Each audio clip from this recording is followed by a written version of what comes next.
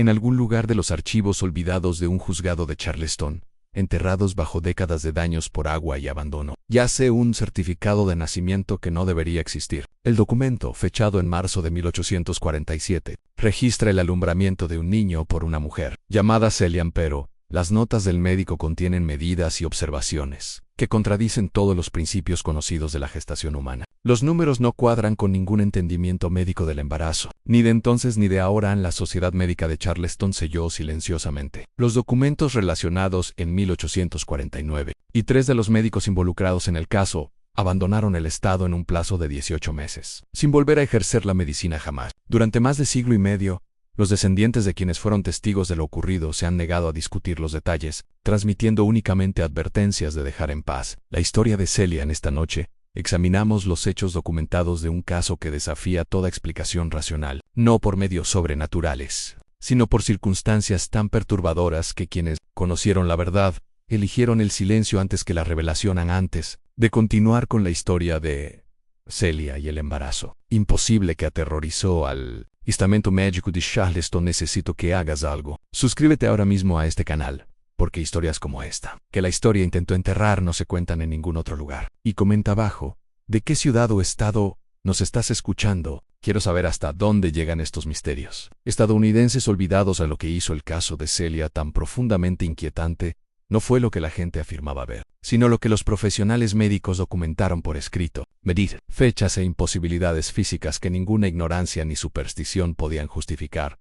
Charleston, en la década de 1840, era una ciudad de contradicciones, donde una inmensa riqueza coexistía con una brutal subyugación, donde la sociedad refinada dependía por completo del trabajo de aquellos a quienes se negaba a reconocer como plenamente humanos. La ciudad bullía de comercio en algodón, arroz e índigo fluían por sus muelles, generando fortunas para la clase terrateniente, mientras los esclavizados realizaban cada tarea que mantenía en marcha la maquinaria de la prosperidad. En la comunidad médica de la ciudad había ganado especial prominencia en esta época, con varios médicos publicando artículos sobre enfermedades tropicales, complicaciones del parto, y lo que ellos llamaban las peculiares diferencias fisiológicas de las poblaciones esclavizadas, investigaciones realizadas sin consentimiento. A menudo en las circunstancias más horribles. La Plantation Hartwell se encontraba a 12 millas al noroeste del centro de Charleston. Una operación de tamaño medio de aproximadamente 300 acres trabajada por 42 personas esclavizadas. Edmund Hartwell había heredado la propiedad de su padre en 1839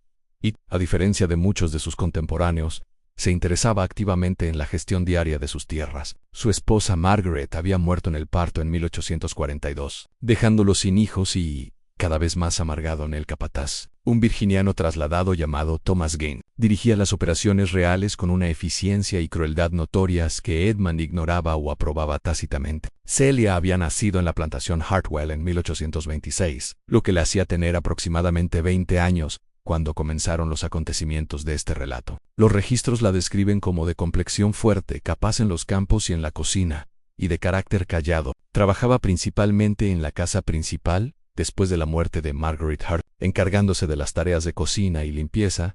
Varios informes trimestrales de Gaines señalaban su comportamiento satisfactorio y hábitos laborales diligentes, el tipo de observaciones insulsas que llenaban innumerables registros de plantaciones, sin revelar nada de la persona que había detrás. Las otras personas esclavizadas en la propiedad Hartwell incluían a Samuel, un herrero de considerable habilidad que había sido comprado en una venta de bienes en Savannah en 1844, y a la vieja Ruth, una mujer de unos 60 años que servía como partera y curandera no oficial de la comunidad esclavizada. Ruth había asistido más de 100 partos a lo largo de su vida, poseyendo el tipo de conocimiento médico práctico que provenía de décadas de experiencia y necesidad en las viviendas de las personas esclavizadas. Consistían en 12 cabañas rústicas, dispuestas en 2 filas detrás de la casa principal, cada una alojando a múltiples familias en condiciones estrechas e inadecuadas a la comunidad médica de Charleston. En este periodo incluía a varios médicos prominentes, que se volverían relevantes para la historia de Celia. El Dr. William Saunders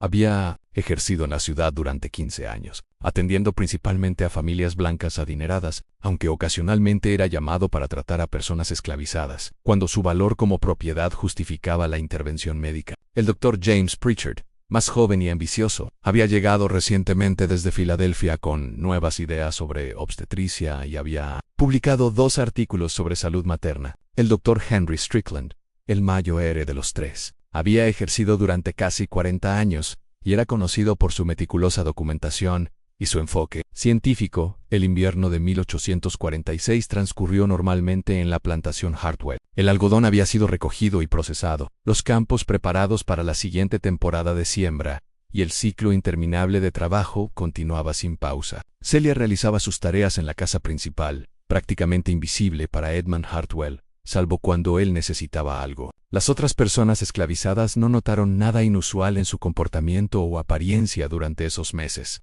La vieja Ruth testificaría más tarde que Celia no había mostrado signos de enfermedad ni cambio físico alguno durante todo el invierno. No fue hasta marzo de 1847, cuando las circunstancias transformarían a Celia, de una mujer esclavizada anónima en el sujeto de una documentación médica tan perturbadora que atormentaría a los médicos de Charleston. Durante años, en la mañana del 18 de marzo de 1847, Celia se desplomó mientras transportaba leña hacia la casa principal. Edmund Hartwell, molesto por la interrupción en su rutina de desayuno, envió a buscar a la vieja Ruth para que se ocupara de la situación. Ruth llegó para encontrar a Celia consciente, pero en evidente sufrimiento, con el abdomen rígido e hinchado y la respiración superficial. Lo que Ruth descubrió durante su examen la llevó a hacer algo que nunca había hecho antes. Se negó a tratar a la paciente y exigió que Edmund llamara inmediatamente a un médico blanco. No voy a tocar esto, le dijo Ruth supuestamente a las otras mujeres esclavizadas presentes. Esto no es natural. Esto no está bien. El señor Hartwell necesita traer un médico de verdad. Edmund, irritado por lo que interpretaba como superstición de Ruth, pero preocupado por la posible pérdida de propiedad, envió a un jinete a Charleston para buscar al Dr. Saunders. El médico llegó esa misma tarde, esperando encontrar un simple caso de malestar digestivo o tal vez un aborto espontáneo. Lo que encontró en cambio desafiaría todo lo que creía saber sobre la biología humana. Las notas del examen inicial del Dr. Saunders, conservadas en los archivos de la Sociedad Médica de Charleston, resultan inquietantes. Documentó que el abdomen de Celia estaba enormemente distendido, firm al tacto, con movimiento claramente visible bajo la pared abdominal. Esto sugería un embarazo avanzado, excepto que Celia, según todos los testigos, incluido el propio Edmund Hartwell, no había mostrado absolutamente ningún signo de embarazo hasta esa misma mañana, sin náuseas matutinas, sin aumento del pecho, sin cambios en el apetito o comportamiento, sin la expansión gradual del vientre que acompaña a la gestación normal. La paciente no presentó signos observables de gravidez en ningún momento previo a esta fecha, escribió el Dr. Saunders. Sin embargo, el examen revela evidencia clara de embarazo avanzado, estimado en 7 u 8 meses según las mediciones abdominales. Esto es médicamente imposible. Un embarazo no puede progresar a una etapa tan avanzada sin signos visibles, o la paciente ha ocultado su condición mediante métodos desconocidos por la ciencia médica, o estamos presenciando un fenómeno completamente fuera de mi experiencia. El Dr. Saunders realizó exámenes adicionales y solicitó la opinión del Dr. Pritchard. Ambos médicos documentaron la misma imposibilidad. Celia parecía estar en los últimos meses de embarazo, pero no había mostrado ningún síntoma hasta esa mañana. El latido fetal era fuerte y claramente audible a través de un estetoscopio. El movimiento dentro de su abdomen era vigoroso y frecuente. Según todos los estándares médicos, llevaba un niño sano y casi a término. Uno que de algún modo se había desarrollado sin ninguno de los indicadores normales. Edmund Hartwell, práctico en asuntos de propiedad, hizo la pregunta obvia: ¿cuándo ocurrió esto? ¿Quién es responsable? La pregunta reveló un misterio aún más profundo. Celia, al ser interrogada, insistió en que no había estado con ningún hombre. La vieja Ruth confirmó esto, afirmando que ella lo sabría si alguno de los hombres esclavizados hubiera estado involucrado con Celia en tales cosas raras. Permanecían en secreto en la estrechez de la vida en la plantación Thomas Gaines. El capataz negó cualquier participación y sugirió que Celia estaba mintiendo. El propio Edmund Hartwell no había mostrado interés en Celia de esa manera, y su personal doméstico confirmó su general rechazo por las mujeres esclavizadas desde la muerte de su esposa. Ella dice que no ha estado con nadie, le dijo la vieja Ruth al Dr. Saunders. Y yo le creo. Aquí está pasando otra cosa. El Dr. Pritchard intentó interrogar a Celia sobre cuándo pudo haber concebido, guiándola a través de la cronología. Según sus cálculos, si estaba embarazada de 7 u 8 meses, la concepción habría ocurrido a finales de julio o principios de agosto de 1846, Celia sostuvo que no había estado con nadie durante ese tiempo ni en ningún momento desde entonces. Los registros de la plantación mostraban que no hubo visitantes en ese periodo, ni vendedores ambulantes, ni trabajadores itinerantes que hubieran podido acceder a los alojamientos durante los 3 días siguientes. La condición de Celia progresó rápidamente. Su vientre continuó expandiéndose a un ritmo que alarmó a ambos médicos. Las notas del Dr. Saunders del 1 de marzo registran: el abdomen de la paciente ha aumentado en circunferencia 4 pulgadas desde el examen inicial, 3 días atrás. Este ritmo de crecimiento no tiene precedente. El feto permanece activo, el ritmo cardíaco es fuerte. La paciente experimenta molestias significativas pero sin contracciones de parto. Incapaz de explicar el fenómeno observado bajo ningún marco médico conocido. El Dr. Strickland se unió a los otros médicos el 22 de marzo y su presencia dio credibilidad adicional a la documentación. Hombre de ciencia que confiaba solo en lo que podía medir y observar, Strickland realizó su propio examen independiente. Sus conclusiones coincidieron con las de sus colegas. Celia estaba, sin duda, embarazada de un feto sano. Sin embargo, la cronología y el desarrollo desafiaban toda explicación racional. He atendido más de 1000 nacimientos en mi carrera, escribió el Dr. Strickland en su diario personal. Nunca he visto nada que se acerque a este caso. O esta mujer nos ha engañado a todos mediante métodos que no puedo imaginar, o estamos observando una imposibilidad biológica. Me inclino por lo segundo, aunque no puedo explicar qué mecanismo podría justificar un desarrollo tan rápido. Los médicos discutieron trasladar a Celia a Charleston para una observación más intensiva, pero Edmund Hartwell se negó, afirmando que no tendría su propiedad desfilando por las calles de la ciudad. Los médicos acordaron permanecer en la plantación, documentando el caso con rigor científico mientras esperaban que el parto comenzara de forma natural. En la noche del 23 de marzo, Celia entró en trabajo de parto. Lo que siguió consolidaría este caso en la historia médica de Charleston como algo que no debería haber ocurrido, y que nadie que lo presenció podría explicar jamás por completo. El parto duró 14 horas, comenzando justo después del anochecer y continuando durante toda la noche hasta la mañana siguiente. El Dr. Saunders, el Dr. Pritchard y el Dr. Strickland asistieron, con la vieja Ruth presente para brindar ayuda práctica. Los médicos documentaron cada etapa del proceso con una minuciosidad inusual, tal vez sintiendo que estaban presenciando algo que requeriría pruebas extensas para ser creído. En las notas de parto del Dr. Pritchard describen un nacimiento que transcurrió con normalidad en todos los aspectos excepto uno: el tamaño del bebé. El niño, una niña, pesaba 11 libras y medía 23 pulgadas de largo, sustancialmente más grande que el promedio, pero no de forma imposible. Parecía sana y completamente desarrollada, llorando con fuerza al nacer, sin mostrar signos de angustia ni anormalidad. Pero el momento seguía siendo inexplicable. Los médicos habían examinado a Celia 3 días antes y estimado su embarazo en 7 u 8 meses. Sin embargo, la niña nacida mostraba todas las características de un bebé a término, con el desarrollo físico típico de una gestación de 40 semanas. La progresión rápida de casi a término al parto sugería una aceleración del desarrollo que violaba todos los principios de la embriología. El bebé presenta características consistentes con un desarrollo gestacional completo, registró el Dr. Strickland.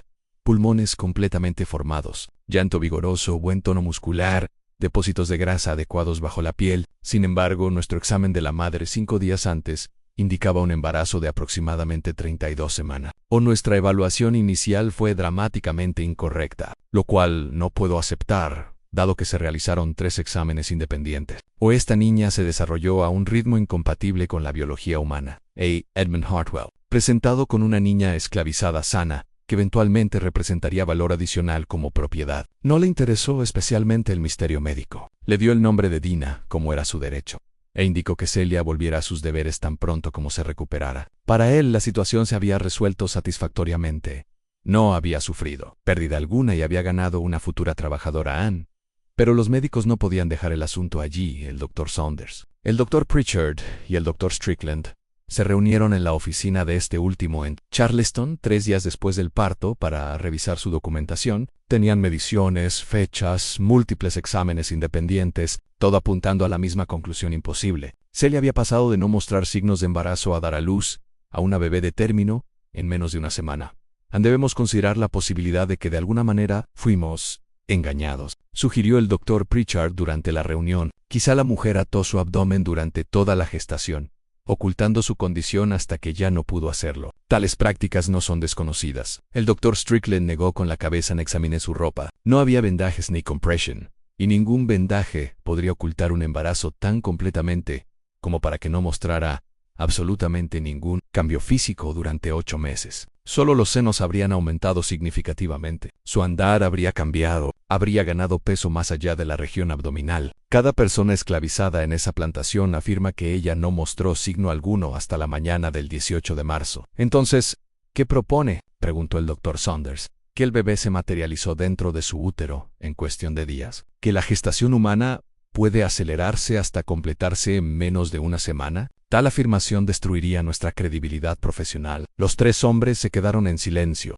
enfrentando una documentación que parecía irrefutable, sin embargo describía hechos que no podían haber ocurrido. Habían presenciado algo que desafiaba los fundamentos de la ciencia médica, pero no podían publicar sus hallazgos sin invitar al ridículo. Y la ruina profesional en el Dr. Strickland hizo una propuesta.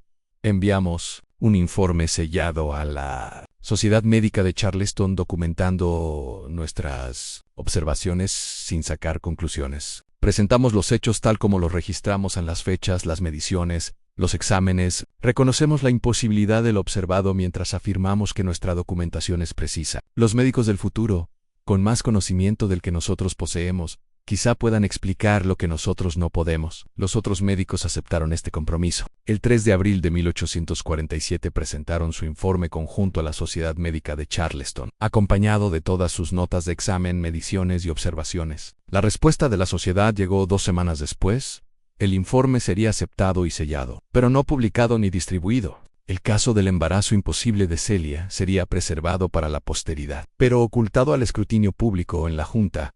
Considera la documentación convincente, pero sus implicaciones demasiado extraordinarias para su difusión pública. La carta de la sociedad afirmaba en un caso así. De hacerse ampliamente conocido, invitaría al sensacionalismo y socavaría la confianza del público en la ciencia médica. El informe será preservado en nuestros archivos para futuros estudios. Los médicos aceptaron esta decisión, aunque no sin reservas. El Dr. Pritchard, en una carta a un colega en Filadelfia, escribió: «Hemos presenciado algo que desafía toda explicación. Sin embargo, estamos obligados al silencio por necesidad profesional. No puedo decir si observamos un milagro o un engaño más allá de la capacidad humana, o un fenómeno natural tan raro e inusual que la ciencia aún no lo comprende. Solo sé que vi lo que vi, y que no debería haber sido posible». Para la comunidad esclavizada de la plantación Hartwell, el misterioso embarazo de Celia se convirtió en tema de susurros y especulación. Algunos lo vieron como una bendición, otros como algo más oscuro. La vieja Ruth, que se había negado a atender a Celia durante su colapso inicial, mantuvo su distancia incluso después del parto exitoso. «Esa niña no está bien», le dijo Ruth a las otras mujeres esclavizadas. «No importa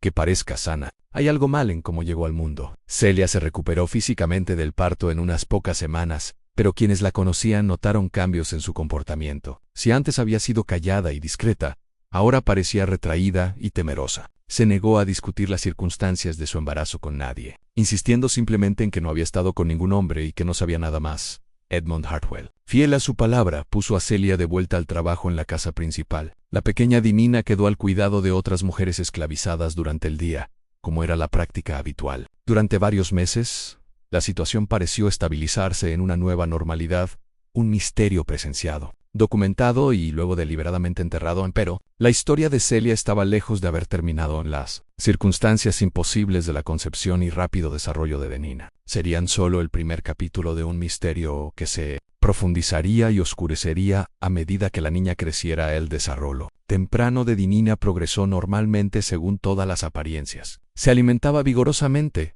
aumentaba de peso como correspondía y alcanzaba hitos típicos sin incidente. Edmund Hartwell, satisfecho de que su propiedad había aumentado de valor sin complicaciones, prestaba poca atención a madre o hija más allá de asegurarse de que cumplieran con sus tareas. Pero la vieja Ruth, cuya experiencia de décadas le permitía reconocer signos que otros pasaban por alto, empezó a documentar observaciones inquietantes sobre la niña. Ruth no sabía leer ni escribir, pero tenía una memoria excepcional, y compartió sus preocupaciones con Samuel, el herrero, quien sí sabía escribir y llevaba un diario secreto oculto en su taller. En las entradas del diario de Samuel, fechadas a finales de 1847 y principios de 1848, descubiertas décadas después entre los papeles de sus descendientes, contienen detalles perturbadores que los médicos blancos nunca conocieron. Según esas notas, Dinina mostraba un desarrollo físico y cognitivo muy adelantado para su edad, A los 6 meses podía sentarse sin apoyo y comenzaba a intentar ponerse de pie.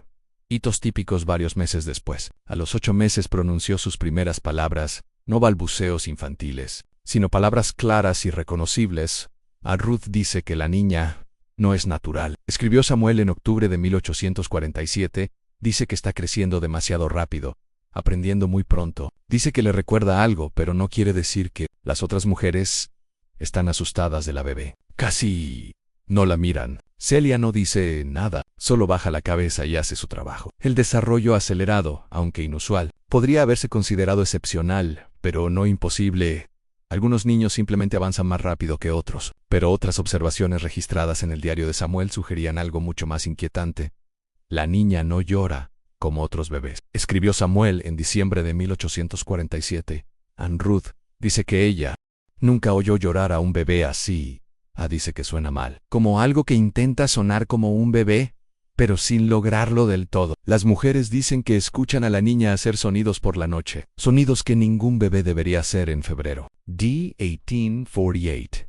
Cuando Dinina tenía aproximadamente 11 meses, ocurrió un incidente que cristalizó el miedo de la comunidad esclavizada hasta convertirlo en algo cercano al terror. Una de las mujeres más jóvenes, una chica de 15 años llamada Grace, estaba encargada de vigilar a Denina mientras Celia trabajaba en la casa principal en Grace. Luego le contó a la vieja Ruth que había visto a Denina, quien apenas debería estar empezando a caminar, moviéndose por el piso de la cabaña con una coordinación antinatural, y que cuando la niña la miró directamente, Grace sintió una sensación de maldad tan profunda que gritó y salió corriendo de la cabaña. Esa niña me miró, y vi algo en sus ojos, le dijo Grace a Ruth, según el diario de Samuel. Algo que sabe cosas, algo que entiende cosas que ningún bebé debería entender. Yo no vuelvo a acercarme a esa niña. Thomas Gaines, el capataz, notó la reticencia de las trabajadoras a interactuar con Denina y lo atribuyó a ignorancia y superstición. Informó a Edmund Hartwell que los negros han tomado una idea tonta sobre la hija de Celia, pero que no estaba afectando la productividad del trabajo. Edmund, preocupado solo por mantener el orden y la producción, instruyó a Gaines a castigarles la superstición si era necesario, pero que por lo demás ignorara el asunto. Celia misma se había vuelto cada vez más aislada dentro de la comunidad esclavizada. Las otras mujeres, que antes compartían tareas y conversaciones con ella, ahora la evitaban cuando podían. Celia parecía entender su miedo y no hacía ningún esfuerzo por combatirlo. Cuidaba a Denina con una eficiencia mecánica, cumpliendo con los deberes básicos de la maternidad, sin el afecto ni la interacción. Normalmente vistos entre madre e hija, Celia trata a esa bebé como si ella también le tuviera miedo, escribió Samuel en marzo de 1848. La sostiene cuando debe, la alimenta cuando debe, pero tan pronto como puede dejarla, lo hace. Nunca le canta como hacen las madres. Nunca juega con ella. Solo hace lo que debe y nada más. La situación podría haber continuado indefinidamente. En ese estado de estabilidad tensa en la comunidad esclavizada, asustada pero silenciosa, y los residentes blancos de la plantación completamente ajenos al problema. Pero en abril de 1848, las circunstancias obligarían a que el misterio volviera a hacerse visible de una forma imposible de ignorar.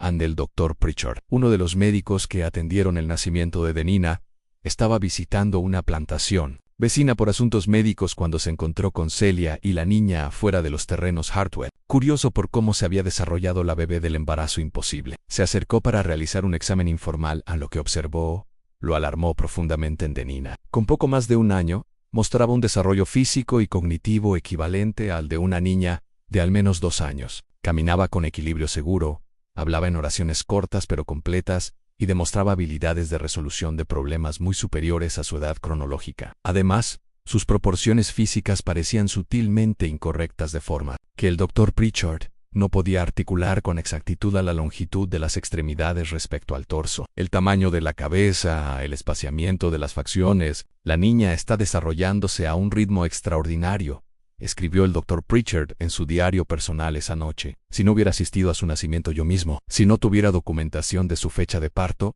estimaría su edad mínima en 2 años. Esto no puede ser variación natural. Representa la continuación del mismo desarrollo acelerado que observamos in útero. ¿Qué estamos presenciando? ¿Qué proceso impulsa este crecimiento imposible? El Dr. Pritchard contactó a los doctores Saunders y Strickland, proponiendo solicitar a Edmund Hartwell permiso para realizar un examen médico completo de la niña. Los otros médicos, con la curiosidad reavivada, estuvieron de acuerdo. Se acercaron a Hartwell con su petición, presentándola como una oportunidad para documentar un caso médicamente significativo que podría aumentar la reputación de Charleston en la investigación científica. Edmund, halagado por la atención y curioso por si el desarrollo inusual de Dina podría incrementar su valor futuro como propiedad, concedió permiso para el examen. El 28 de abril de 1848, los 3 médicos regresaron a la plantación Hartwell para estudiar al niño que no debería haber existido, justo cuando parecía que ya lo habían visto todo. El horror en la historia de Celia se intensificaba. Si este relato te está provocando escalofríos,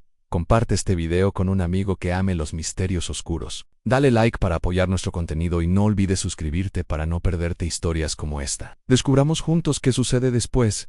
El examen tuvo lugar en el salón principal de la casa, con Edmund Hartwell observando y Celia de pie, en silencio en una esquina, su rostro cuidadosamente vacío de expresión. Los médicos habían traído instrumentos de medición, herramientas de evaluación del desarrollo y tablas detalladas para registrar sus observaciones ante Nina. Con 13 meses, medía 32 pulgadas de alto y pesaba 28 libras, medidas consistentes con una niña sana de entre 24 y 30 meses. Sus habilidades motoras, desarrollo del lenguaje y capacidades cognitivas se alineaban con una edad de entre 2 y 2 años y medio. La aceleración de su desarrollo no se había detenido desde el nacimiento, sino que se había mantenido constante, como si su reloj interno funcionara aproximadamente al doble de la velocidad normal. Extraordinario, murmuró el Dr. Strickland, anotando su vocabulario y formación de oraciones. La niña habla con una claridad que no esperaría ver antes de por lo menos 24 meses. Sin embargo, apenas ha pasado su primer cumpleaños. Paro. La fascinación de los médicos comenzó a transformarse en inquietud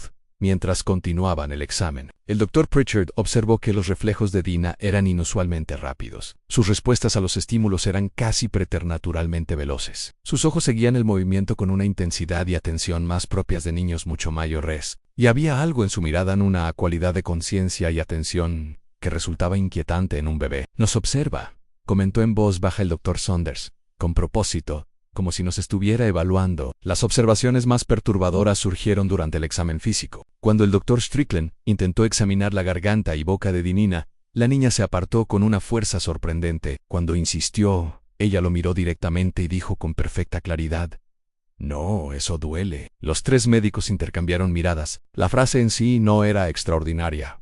Muchos niños pequeños expresan resistencia durante exámenes médicos, pero la claridad, la entonación y la comunicación deliberada de conceptos complejos sugerían un nivel de desarrollo muy superior, incluso al ritmo acelerado que ya habían registrado. «¿Cuántos años tienes?», preguntó el Dr. Pritchard, más como experimento que esperando una respuesta significativa. Dina lo miró un largo momento y luego respondió: «No lo sé». «¿Cuántos años tienes tú?». La pregunta, con su comprensión implícita del concepto de edad y la inversión deliberada de la interrogación, debería haber estado completamente fuera del alcance de una niña de 13 meses. Edmund Hartwell rió, encantado por lo que interpretó como agudeza precoz.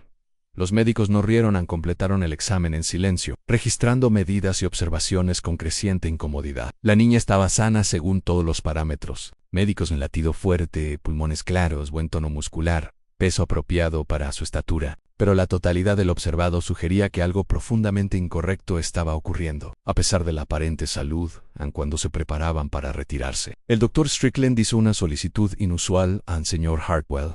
«Me gustaría examinar también a la madre Celia Permite. Quiero asegurarme de que se ha recuperado por completo del parto y comprobar si quedan complicaciones». Edmund hizo un gesto despreocupado con la mano. «Haga lo que desee. Tengo asuntos que atender». Abandonó la habitación llevándose a Dina consigo. A solas con Celia y los otros médicos, el Dr. Strickland formuló la pregunta que había inquietado a los 3. «¿Qué te ocurrió?». «La verdad, por favor, somos médicos. Sea lo que sea que nos cuente, necesitamos conocer los hechos médicos». Celia permaneció en silencio durante un largo momento, con las manos apretadas a los lados. Cuando finalmente habló, su voz fue tan baja que los médicos tuvieron que inclinarse para oírla. «Ya les dije la verdad antes. No he estado con ningún hombre. No sé cómo llegó ese niño dentro de mí. Un día yo estaba normal. Al siguiente podía sentir algo ahí creciendo rápido. Moira, dolía como si algo me estuviera comiendo por dentro, haciéndose más y más grande. Yo quería morirme antes de que esa cosa naciera». «Se refiere a su hija como esa cosa», señaló con suavidad el Dr. Pritchard.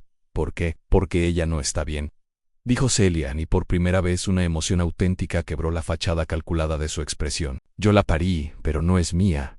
Ella vino de otro lugar. Mía está usó mi cuerpo para nacer, pero no es mi hija. Sé que una madre se supone que debe amar a su bebé, pero cuando la miro, lo único que siento es algo mal, como algo usando la piel de un bebé. Los tres médicos se quedaron inmóviles, sin saber cómo responder a aquella confesión.